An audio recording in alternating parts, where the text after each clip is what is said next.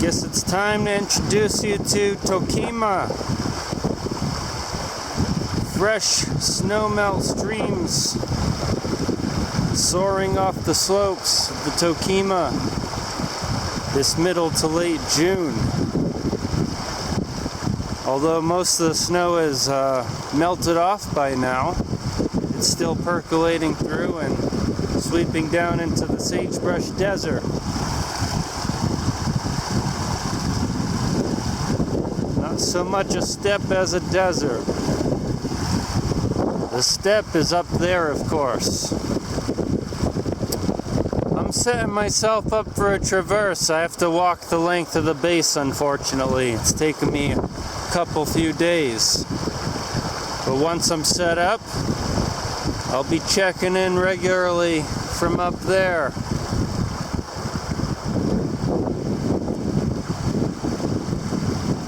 Just waded through a sea of Hesperostipa. Magnificent expanses of it. Now there's a super bloom of Strelsia along the road here. Stunning. More Hesperostipa to wade through.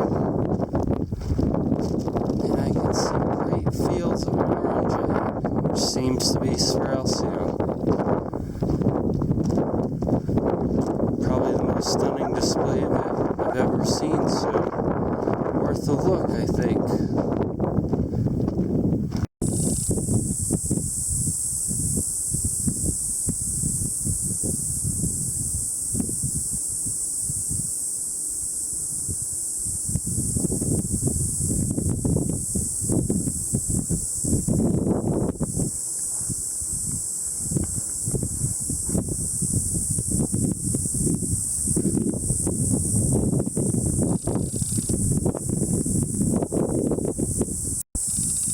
Grueling 3+ days to get here.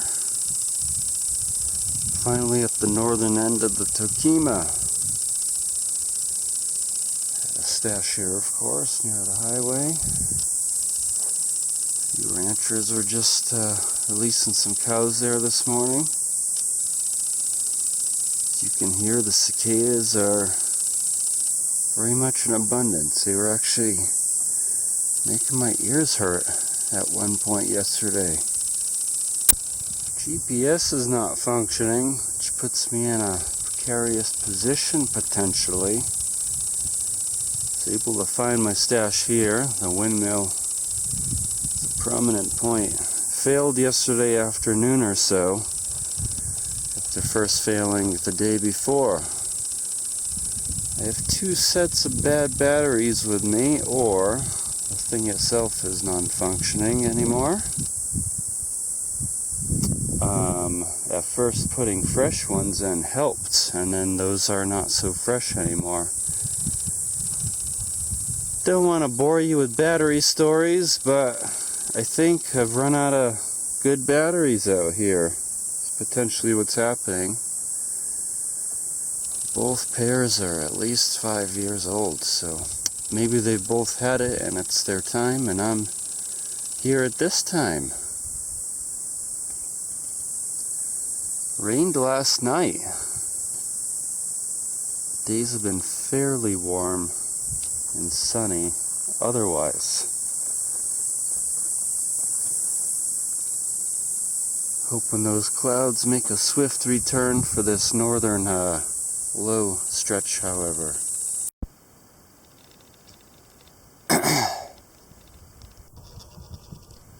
Just came galloping down and noticed me right at this point.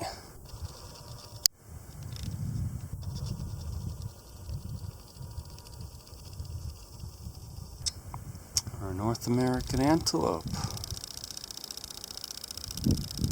came rushing over that bend there. Taking it easy today after 3 days of heavy road pounding. There's even some dirt tracks to assist on the ridgeline here ahead. 2 of them. We'll eventually be at those snows ahead, but not today. Do have a box in the meantime on a road between now and the snows. And good thing it's cloudy and cooler today. I wouldn't call it cool, it's still warm. Because I'd be pounding through lots of water right now. Still pretty exposed and bare. So done so far. See how green Sagebrush Desert is?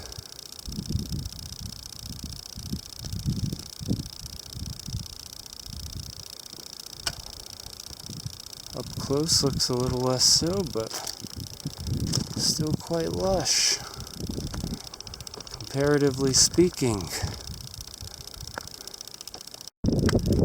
Desert's almost over for this traverse. I know the southern end is pinyon juniper forest, and it's what lies directly ahead. Starting like, for I think is the rest of the range.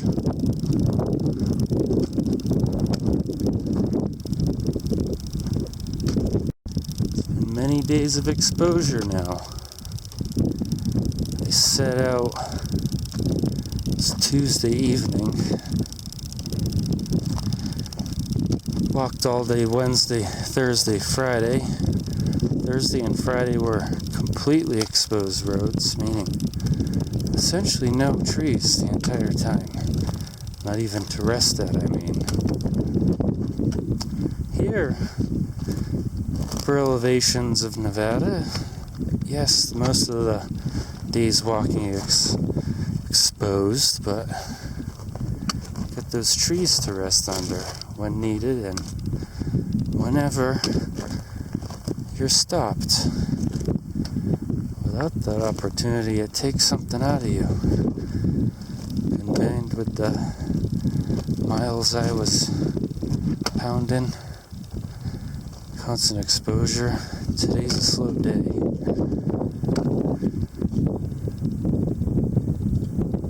The forests ahead, in steps, high steps, which have plenty of shade when necessary, form a white pine forest and so on and so forth, usually circocarps.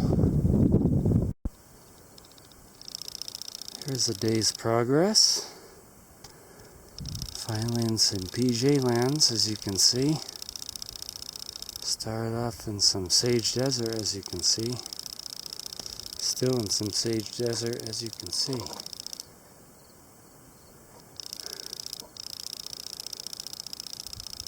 But some more foothills, let's call them, before reaching the first bit of high country. You can see snow still up there.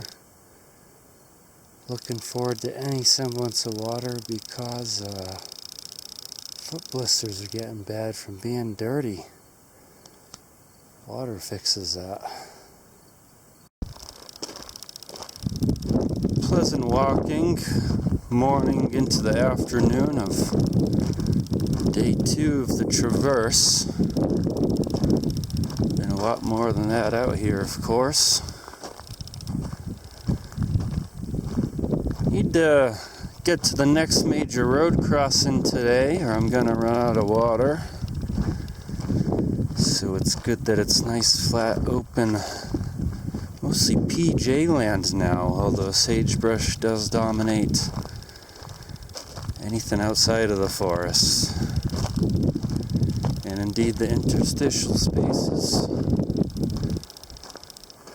The floor is still, excuse me, mostly deserty in character, meaning the flora still representing the valley below, more so than things above. Dryland beckeras. This particular part is just to popper it no matter what, no matter how much moisture came. There's a lot of crepus out here, though, a lot of allium. Rudbeckia. Still gotta wrangle those guys someday. Little furry fruited astragali.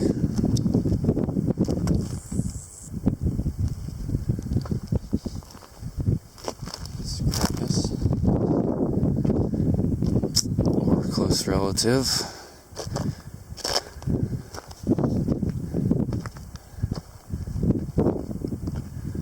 Yeah, I'll update you when there's more to see, scenery-wise and floristically.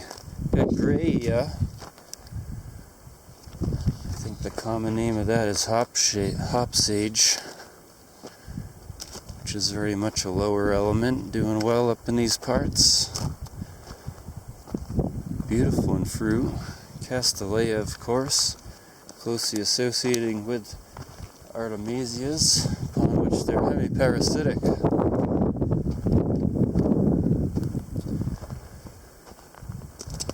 Yeah, my feet are still in rough condition.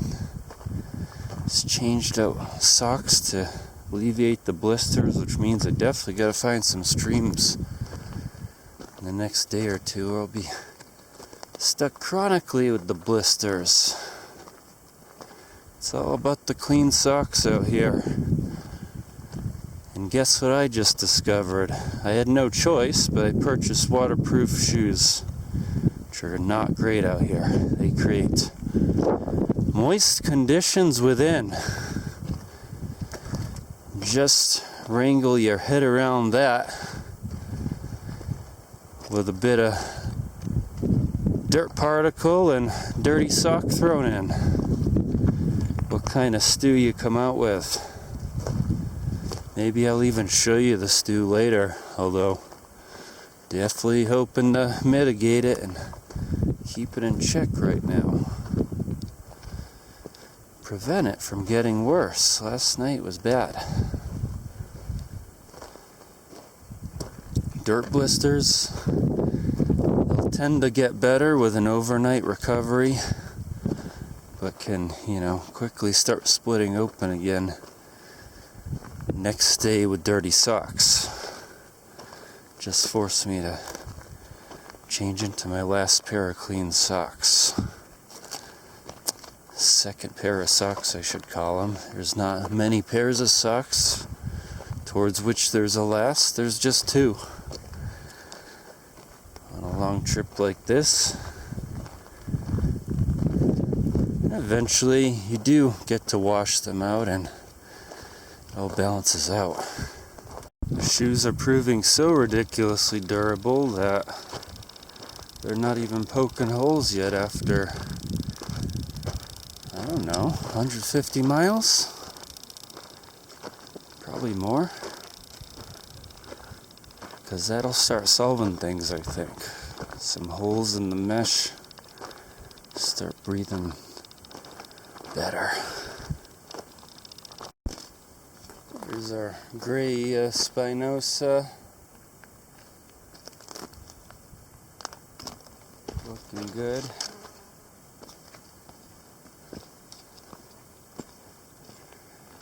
Pignons are quite fertile this year as well.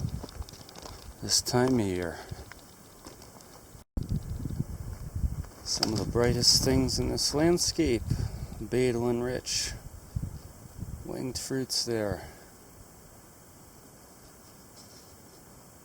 Forest type is beginning to change. Here are the first circocarps.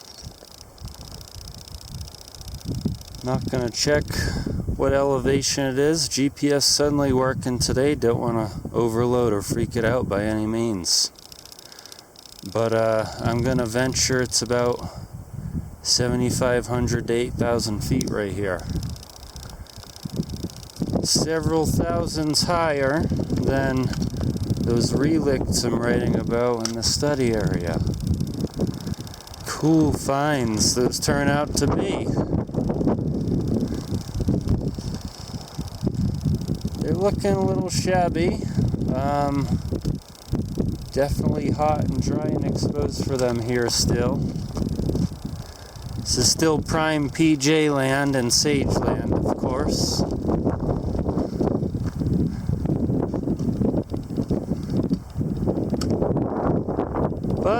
Things are changing gradually. The ground floor is changing. Aramogany and Hymenopsis, I think that is. Replacing lower desert elements started with earlier.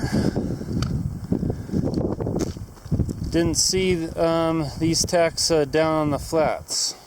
These are exposed rocky ridgeline taxa now, not of the lowlands. There's been a number of others.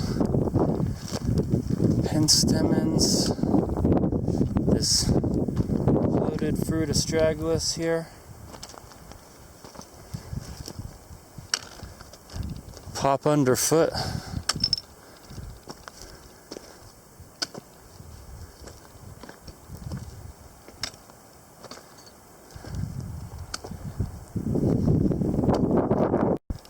High open plateau here. Well, not too high, about 8,000 feet.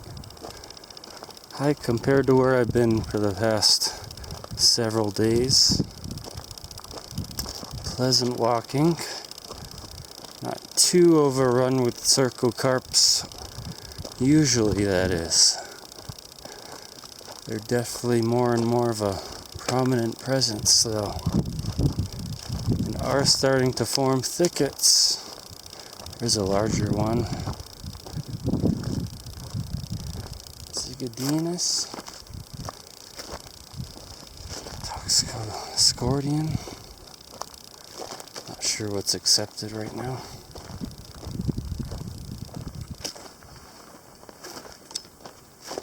Horses are very interesting this foaling season. They keep doing false charges and then they back up and then they stare and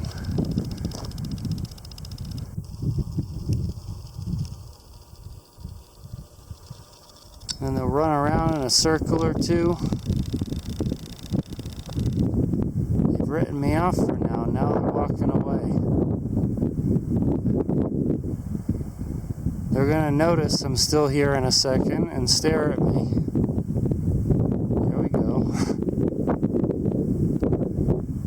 One of their routines is to then circle about, kind of do a false charge type thing. You'll always keep a couple at least back with the foal. Always someone back there protecting the baby, and then there's others on the vanguard. And create the distractions, I guess, is what they're doing. Try to capture that next time in real time. They're about to walk away. They're not scared of me.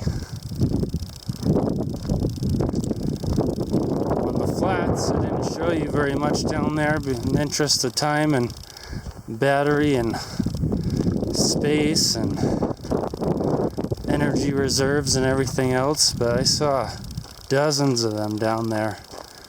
Lots of new foals and lots of false charges. At one point there was a band of 4.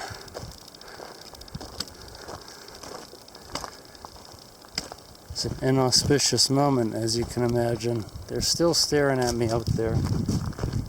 Get some more proximity next time, perhaps. Just found this track, which is going to take me to my next water and food reserve. A few miles here on this very nice plateau ridgeline.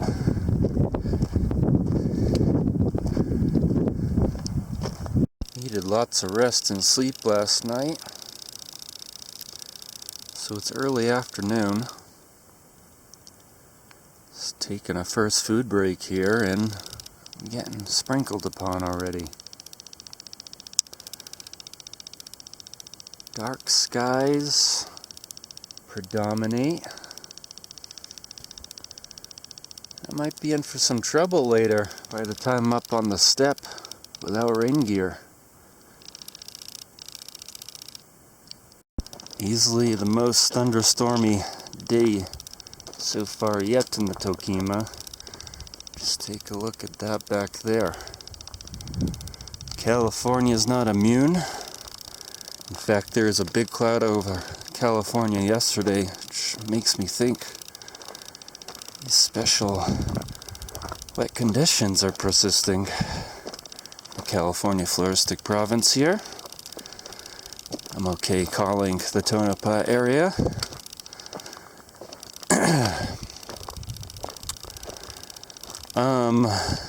However, we are getting pretty close to July here, and maybe some monsoonal activities building up in that direction.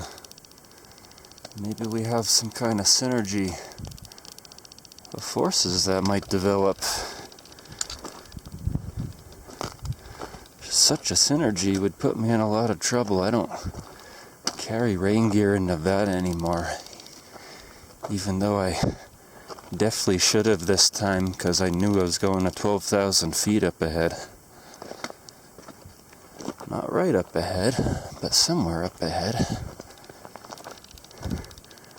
We are going there. You might be comfortable and dry. Good thing that there's plenty of tree around right now. So I may have to bunker down, it's looking like. Lower elevation delphiniums are toast, and foxes for that matter. But upper elevation ones thriving, particularly in shadier zones. Some dried up pachyras over there. Balsam roots going away, but still pretty showy. Higher up they'll be showier yet, because the steppe is ahead and the first snow patches are ahead. I'm out of water worries, I guess. Not that I have any now. I got close to 1.5 gallons on my freaking back. Fairly pleasant track here,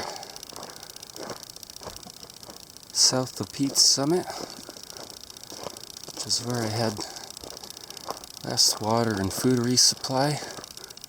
It was much needed later yesterday. Now I'm very well supplied.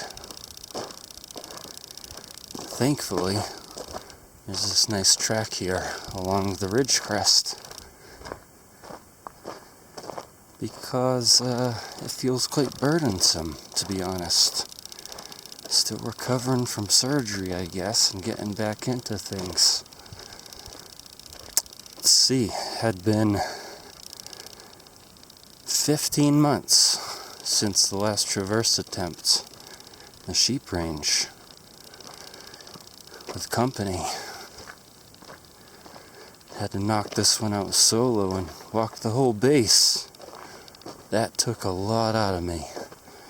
Whether there's rain or streams ahead, these socks getting washed out pretty soon. Both pair.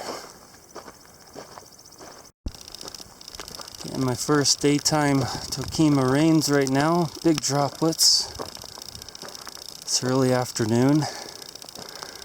The third day of the traverse proper. It's bad in the Toyabe, if we want to call it bad. It's just a sudden squall out there that's cleared up. And I better get to some more trees as it starts to thunder properly. Lightning-y looking clouds, I would say, too. Monitor range out there getting some too. Apparently this track heads along the ridge for many miles. Allow me to make up some time. It's actually a day later than I thought today. Oh well.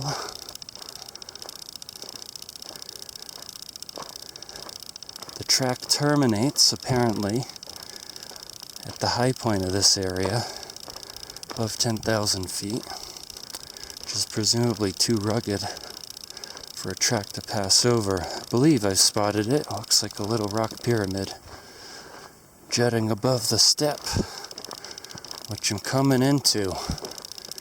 The sagebrush and gravels haven't changed. The circocarps and PJs are still here, but I'm just gaining elevation. It's starting to feel steppy somehow. I can't explain it. There's other elements coming down from below, of course. It's part of it, but plenty of lowland stuff still around as well.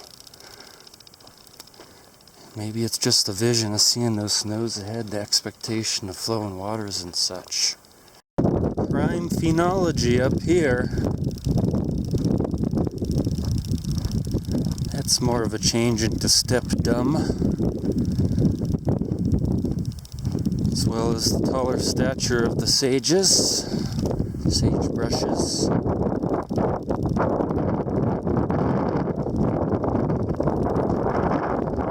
There's a place ahead called Sagehead Spring even.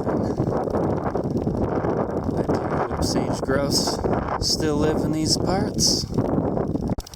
These clouds more or less missed me the first time, but we're in for some more.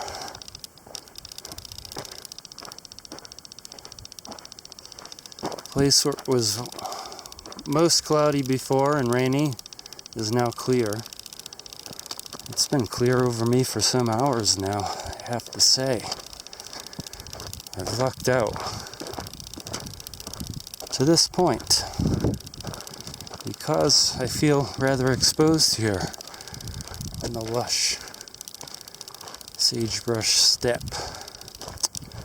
Look at all these dryland carices in the middle of the roadbed.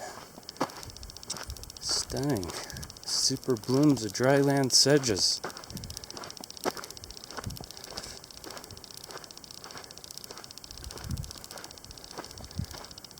Looks like balsam roots or some other helianthoids or senesioids up there. Kind of hard to tell. It's very bright yellow.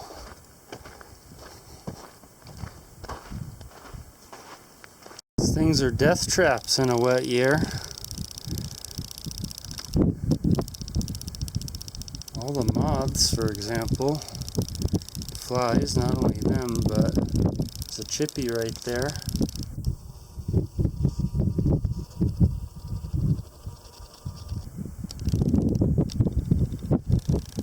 And a birdie over there.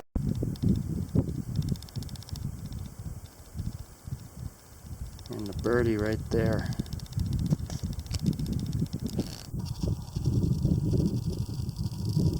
Not a nice place to wash your clothes or have a sip at anything. But the wet steppe yet lays ahead. I'm only entering it now. Past my first step spring. It's mostly just a meadow of irises though.